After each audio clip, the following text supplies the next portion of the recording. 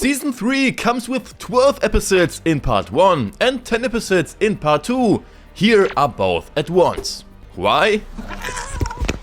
At IMDb, this season has 209.6 out of 220 points, so a very solid 9.53 star rating. And part 2, so the last 10 episodes of this season, even has a 9.75 out of 10 rating. I don't think there's any series that has ever achieved anything higher. And here are the two openings: Red Swan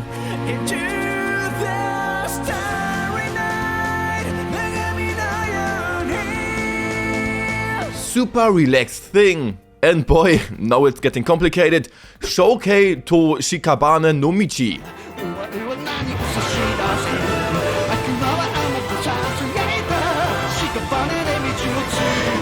Really nice Attack on Titan vibes. And leave a thumbs up if you also sacrifice your hearts and Tatakae. Attack on Titan starts here with why we love this anime so much. Cleaning! After that's halfway done, Hanji is allowed to experiment on Eren, which he's not really good at and can only summon Heidi Klum. The pastor has been killed. With that, the holy damage against the Titans is already gone. But Hanji also notices pretty quickly that exactly the two guys from the first military police smell and look suspicious like murderers and, well, which they also are. So overact and around the corner curse them with a gypsy spell and then pass on all the info. Levi can tell if the pastor was a snitch or not by the ripped out fingernails. Because all the fingernails were ripped out during the torture, he is probably safe. So, death but safe from Levi in hell. The military police wanted to arrest the survey corps and stormed their headquarters, but they managed to escape in time. Boy, do they really want to mess with this squad? Insane. Hanji and her men go to Erwin, Levi and the rest walk around the city where Armin as Historia and Shaw as Eren were kidnapped. And Armin gets grabbed first. Lol. So beat up the kidnappers and arrest them. Levi already knows something is wrong. And boom, the no-names make a Corazon cosplay. Kenny the Ripper is there, who used to raise Levi, only to try to wipe him out now with a 9mm bullet jutsu. The carriage with Eren and Historia is taken over, where the two are knocked out and Levi can't help them either, because he has enough assassins on his ass. Escaping into a bar, he distracts Kenny, escapes out of the window and decimates the enemies a bit. The others are also back at it, can't win the card back, and Armin had to kill a man because Shaw couldn't bring himself to do it. They captivate other merchant, his son and his man. Tactician Levi wants to work with him to prevent the worst. He's in, which means two men can be captured, tortured and questioned sweetly. At first, one of them doesn't want to talk, even when Levi and Hanji have made abstract art out of him. A little trick later and an acted statement of his colleague,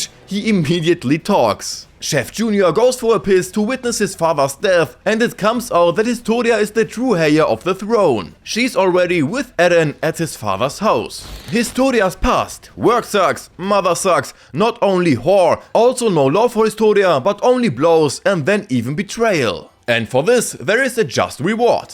A free throat surgery, and Historia is also disowned by her father shortly after she first met him. But now they are reunited. Hanji resolves their prank. Then the others are enlightened that Eren will probably be eaten to inherit Eren's Titans. Blonde-haired Erwin talks to Commander Pixie and wants him on board to overthrow the monarchy. They want to put Historia, their true queen, back on the throne and overthrow the false king. However, the opponents are not asleep. The assassination of the chief is blamed to Erwin, so he has to stand up in front of the king. And that's why Hanji becomes the new captain of the Survey Corps, which exists now only unofficially, because every one of them should be captured. Erwin's worst revenge for the chef, because he was there for the city and the poor, even in difficult times. Backstory of Erwin. His father tells him the truth and inconsistencies of the story, which is why the king had to get rid of him. Levi and the others hide in the forest when they hear footsteps. The two from the military police are arrested. In the meantime, Hanji wants to uncover the truth about the death of the chef and saves his son for it, who has witnessed it live and in 4K. Connie cosplays Luffy only with extra camouflage. Levi tells them a truth about Annie being a Titan, which they didn't know yet. Probably didn't watch the first season. Shaw brings them away, pretending to kill them, just to test them and get them on their side.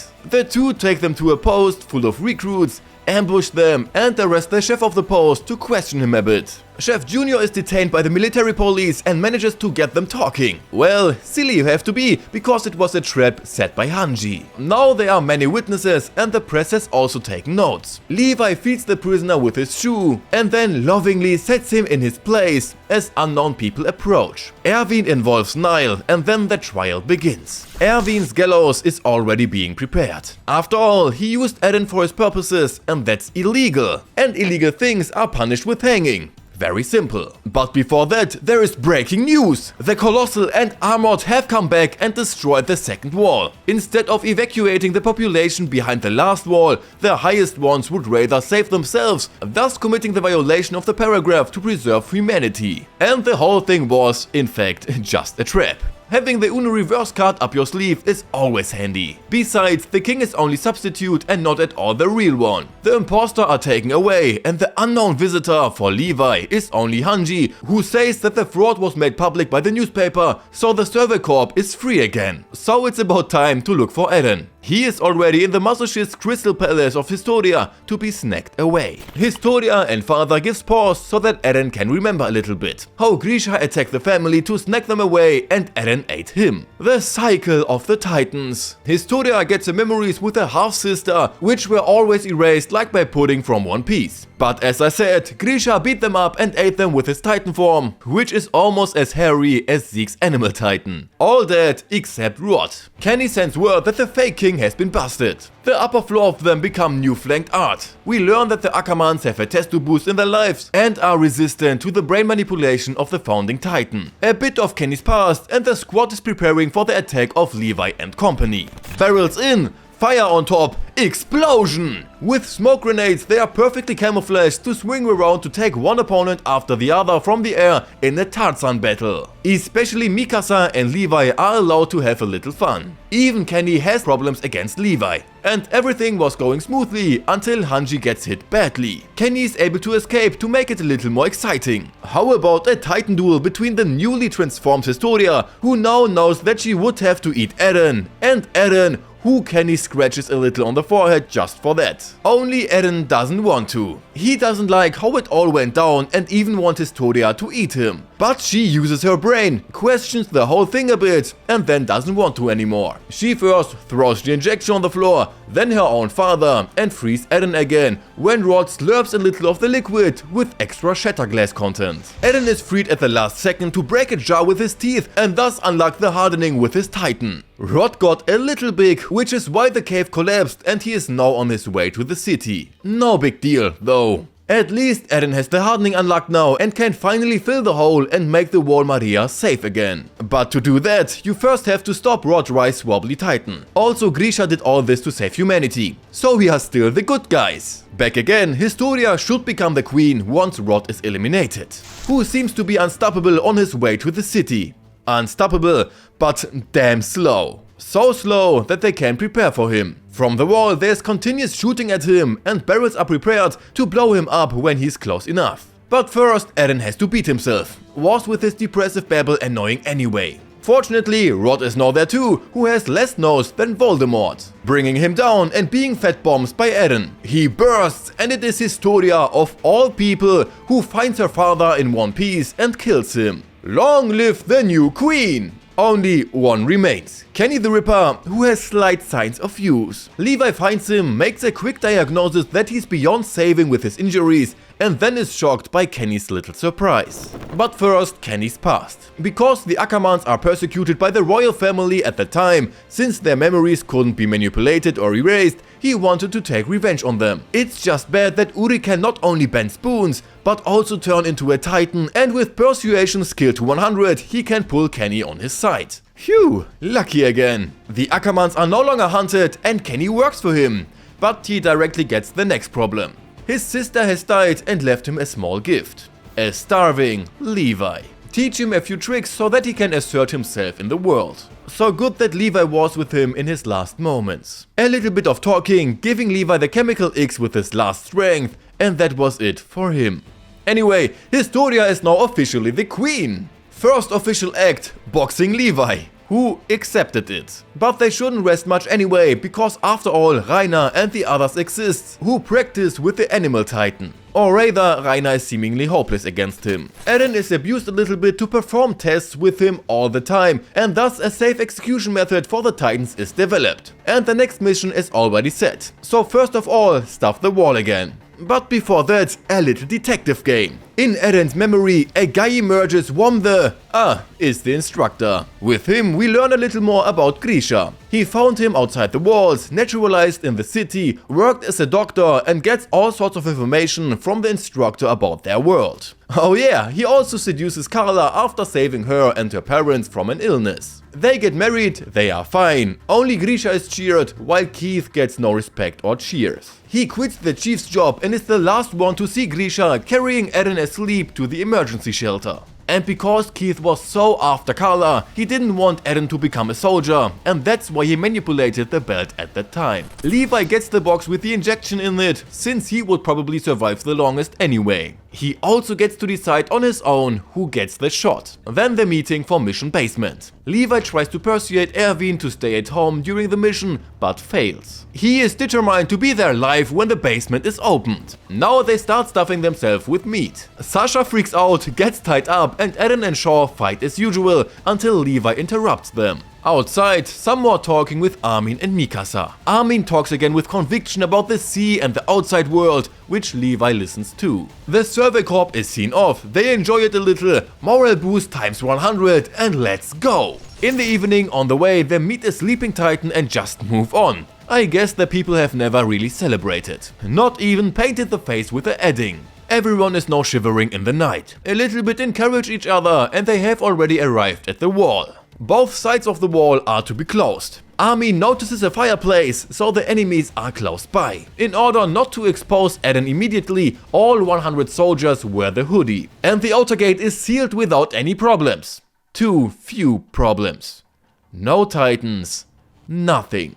Armin finds some more hints that there were some recently, so they should be more careful. Only they don't find the enemy, not even when Armin gets people at his disposal. But then the sudden idea, they are hiding in the wall. Searching, being stabbed and stabbing. Reiner was in the wall but managed to survive a critical stab from Levi and turns into a titan. At the same time, dozens of titans spawn outside the wall. And from the distance, one hears SOS, the Animal Titan is also with it and blocks thereby the other exit in order to lock up the Survey Corps. The Armor Titan climbs up the wall. On the wall, Erwin spotted the Titan on 4 legs, which should have also intelligence. The horses are targeted by the Titans, which Erwin immediately counters. Split up the people to put Levi against the Animal Titan. Only Erwin remains on the wall when Reiner arrives at the top. On one side are the horses he's supposed to kill. On the other side is Eren, who they want to catch. Reiner swallows the bait and chooses Eren. He's probably not that good at math though, because he probably didn't expect Eren to finish him off. On the other side, the horses are protected from the Titans. Now Erwin thinks about his life. Perfect timing. Reiner is still not to be underestimated, but alone he could not get Eren out of there. Especially because the Survey Corps now has thunder spears coming through against the armor, giving Reiner a hard disco in his neck. Flashback. Marco overheard Bertolt and Reiner babbling. He is captured and he is dragged in, who actually doesn't want to, and Marco is left behind for a Titan snack. This was also the moment when Reiner suppressed his personality. They thought they had finished him off, only he called Bertolt for help, who was thrown over the wall by the Animal Titan. Actually, Bertolt wanted to detonate a nuclear bomb, but he sees Reiner and checks him out first. Armin now tries the talk no jutsu, which is not convincing enough. Bertolt has become man enough to carry out his mission, is turned into Fangor by Mikasa and escapes for the time being to detonate his atomic bomb in the air, which completely wipes out Team Hanji. Not Reiner, because he has turned on his back. And with that, the Survey Corps is absolutely in deep shit. The Beast Titan also starts his move and becomes a weapon of mass destruction just by throwing a few stones at the squad. With that, there were also only 9 recruits, Erwin and Levi left. On the other side, you have to stop the Colossal. Eren takes on a leg. and is kicked away. The others try their luck but are repelled by his steam. Not only that, but Reiner is at it again. What an absolutely hopeless situation. This desperation also exists on the other side among the recruits, but Erwin knows exactly what has to happen now. He has to persuade the recruits and right in front to maybe escape from the situation. Erwin distracts the Animal Titan with the recruits and Levi wants to seize the moment and come at the Beast Titan from the side to kill him. Erwin now pushes the morale times 1,000,000 with his over sick motivational speech, but of course they can't really do much against the stones. The server corps was almost completely wiped out. Then the next burst, and that's it. The server corps is annihilated.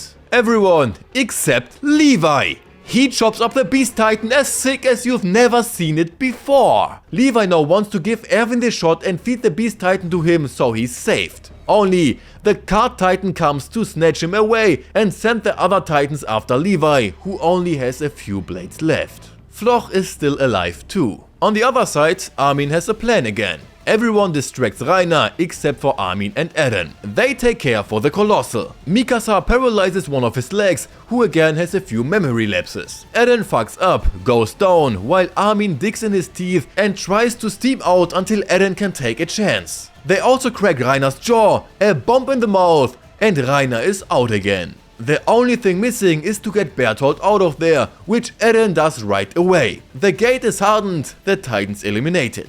Unfortunately, Armin is also slightly burned. Eren meets Zeke, who claims to be his brother, but they can't have a relaxed chat because Levi is still chasing them. Hanji wants to get rid of Reiner, but he would still go as food. Armin is still alive, so they want to give him the testo boost so that he can eat Bertolt. Reiner is pulled off by the Card Titan, and now, of all times, Floch has managed to save Erwin. Levi and Floch are for Erwin, Eren and Mikasa are for Armin. Hanji and the others join in and are also able to convince the others to give Erwin the shot. Everybody leaves, Levi hesitates a bit, which Erwin uses to fight off the shot. Therefore, it's obvious. Armin eats Bertolt. Erwin has passed away without learning the secret of the basement, and Armin is full up again. Armin dreams of Bertolt. He and Sasha are on the wall and have rested. Enlighten the boy, who at first doesn't understand why they took him and not Erwin. But now we can finally complete the mission. The secret of the basement is to be uncovered. When we go through the destroyed city, of course we see everything as it was before. How the city was destroyed. Clear the way, only the key doesn't fit the lock. But don't worry, Levi knows a more effective way. Continue searching for clues in the basement, where Mikasa finds a lock in the desk. Open it up, take out the false button and... the big secret!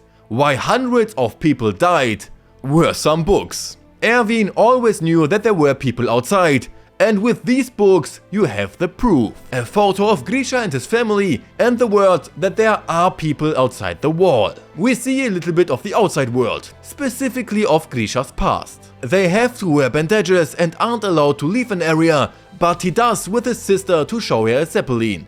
Well, if that doesn't backfire. In the outside world there exists already cars. And nice people who give you a massage just because you wear a bandage. While Grisha is being beaten up, his sister is being taken away by the other one. Where to? To the afterlife. At home, the parents have to listen to the guard who killed her, try to manipulate Grisha because they are too afraid of the state, but Grisha doesn't want to play anymore. Only he's too young. When he grew up and took over his father's medical practice, he met one of the rebel forces, also became a member, and there he meets Dina, the last descendant with royal blood on the mainland. Grisha and she become a couple. They get Zeke and educate him so that he could carry out the plan and become a Titan shifter. But Zeke puts a spoke in the plan's wheel. He simply snitches on them, which causes the entire organization to fall apart. Everyone is now allowed to vacation as a Titan on Paradise. Injection in, Titans out. Dina's turn, who becomes the Titan who will eat Eren's mother. But not so fast. After all, this guy is the one who killed Grisha's sister. And exactly that's what happens to him. Owl saves Grisha and uses his Titan power to wipe out the soldiers. And after all the soldiers are wiped out, Owl talks to Grisha and enlightens him why he chose him. He had as much hatred as Grisha had as a child because his parents were burnt alive. He tells everything to Grisha and Eren remembers it all. tells Armin, which he writes down. Owl convinces Grisha that he's the chosen one and gives him the attack titan. The titan who never gives up and always chases freedom. Like Luffy, only naked. Eren and Mikasa go to Historia, who just read the love letter from her old friend Ymir and got some flashbacks because of it. Eren also gets a thought flash that he could use the Titan powers, as if he had royal blood, if only he touches one during the process. And before Owl gives Grisha the shot, he tells him to start a family behind the walls and do everything he can to protect Mikasa and Armin, not even knowing who they actually are, which makes sense since they weren't born yet. Not only are the Titans now the problem for the inhabitants of Paradise, but apparently also the entire outside world, which want to get their hands on the raw materials of Paradise and use the Fauna Titan for themselves again. Also, inside the walls there is a bit of conflict, because everybody didn't like it that much that Armin is still alive instead of Erwin. Floch explains this again before the honoring of the Nine. Eren tries to persuade Armin and that it would be nice outside the walls, but then he gets the image of his deceased aunt in his head and yeah, that's it for his speech. The Nine are honored by Historia, where Eren had a vision while kissing their hand. The Titans inside the walls are wiped out, and then there's an exploration outside the walls where they meet a Titan who drags himself step by step to the wall. Riding on, they come to the execution site where the Eldia got the injection and were turned into Titans. Behind it, however, is the sea. Everyone is speechless. Absolutely everyone. Except Eren, because he has already seen everything in his visions. Armin is also very happy to have fulfilled his dream. Only Eren must be a buzzkill and point out again that their enemies are behind the sea. And with that, it began the Great Rumbling Age. Let's take a quick look at the results. 22 good, no average and no bad episodes. Whoa, I didn't expect that at all. Well, take care my friends.